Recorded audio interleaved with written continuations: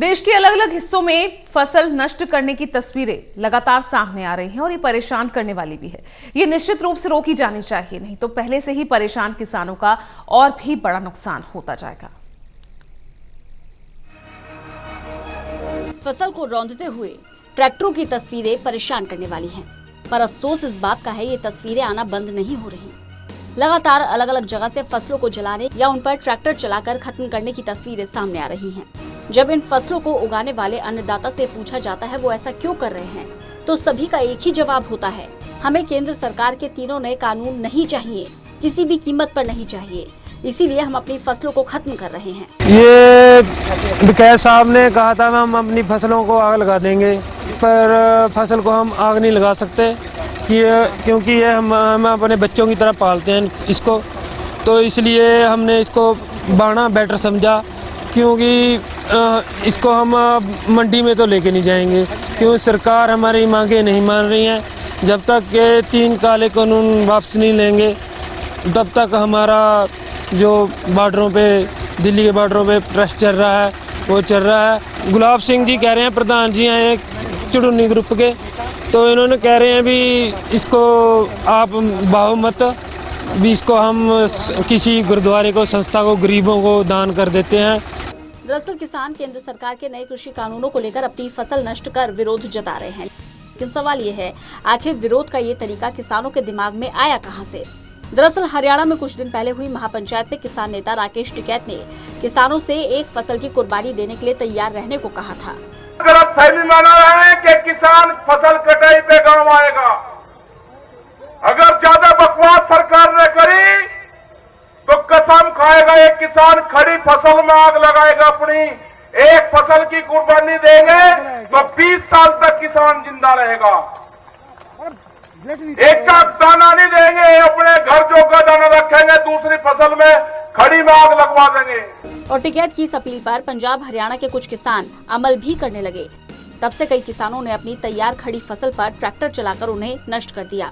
हरियाणा और पंजाब के कई जगहों से ऐसे मामले सामने आए हैं जहां दिन चढ़ते ही किसान अपना ट्रैक्टर लेकर खेत में पहुंच जाते हैं और अपनी गेहूं की फसल को नष्ट करने में लग जाते हैं, जिसके बाद कई किसान नेता आगे आए और किसानों से ऐसा नहीं करने को भी कहा। जो टिकैत साहब ने कहा है, उन्होंने तो एक आपको तैयार रहने के लिए कहा था कि जरूरत पड़ी तो हम अपनी फसलें जला देंगे। उन्होंने कब कहा था कि उनको जोतना शुरू कर दो? आप कब कहा था? उन्होंने कौन से मैसेज में कहा टिकैत साहब ने कि फसलें जोतना शुरू कर दो?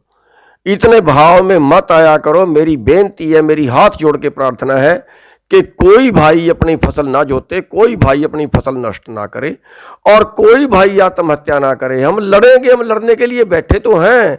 हम कौन सा मोर्चा छोड़ के चले गए? हम बैठे हैं लड़ने के लिए, तब तक लड़ेंगे जब तक हमारी बात नहीं मानी जाएगी। किसान नेता न केवल किसानों से अपील कर रहे हैं, बल्कि सूचना मिलते ही मौके पर पहुंचकर किसानों को रोकने की कोशिश कर रहे हैं। हाल ही में हरियाणा के अंबाला में एक किसान ने अपने खेत में खड़ी गेहूं की फसल को ट्रैक्टर से नष्ट कर दिया। इसकी सूचना मिलते ही भारतीय किसान यूनियन के नेता गुलाब सिंह मौके पर पहुंचे और उन्होंने किसान को समझाया कि जिस फसल को हम बच्चों की तरह पालते हैं उसे नष्ट नहीं करना है, क्योंकि हमारे देश में पहले ही भूखमरी है। किसान अपनी फसल को नष्ट करने की बजाय किसी जरूरतमंद को दे या फिर अपनी फसल को किसान आंदोलन में दान कर दे। ये जो हमारी खेती बाड़ी है, हमें बच्चों की तरह पालते हैं, भी इसको नष्ट नहीं करना है। हमारे देश में पहले ही भूखमरी है। हमारे 33% लोग बिलो पॉवर्टी लाइन है, जिनको 2 टाइम की रोटी बड़ी मुश्किल से मुहैया होती है। अगर हम सभी ने ऐसा करना शुरू कर दिया तो हमारा देश भूखा मर जाएगा। हमने तो देश का पेट पालना है, अपना भी पालना है, हमें ऐसा काम नहीं करना। मैंने इस बेटे को समझाया और इसने मेरी बात मान ली और मैं और सभी किसानों को एक संदेश देना चाहता हूँ भी ऐसा गलत काम ना करें। भी अपनी ये फसल है जो अपनी बच्चों की तरह हम पालते हैं, इसको नष्ट ना करें। अगर कोई ऐसा करना चाहता है तो नष्ट ना करके इसको गरीबों में दान कर दें।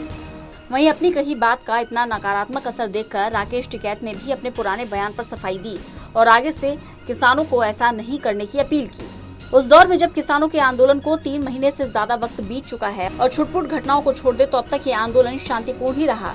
हाँ, ये बात अलग है कि सरकार के साथ कई दौर की बातचीत भी इस समस्या का कोई समाधान नहीं निकाल सकी, लेकिन फिर भी इस आंदोलन ने देश भर का ध्यान अपनी ओर खींचा है और लोग किसानों की समस्याओं पर बात करने लगे हैं। इसलिए किसानों को समझना होगा कि फसल को जलाना कहीं से भी जायज नहीं है, ना ही जरूरी है।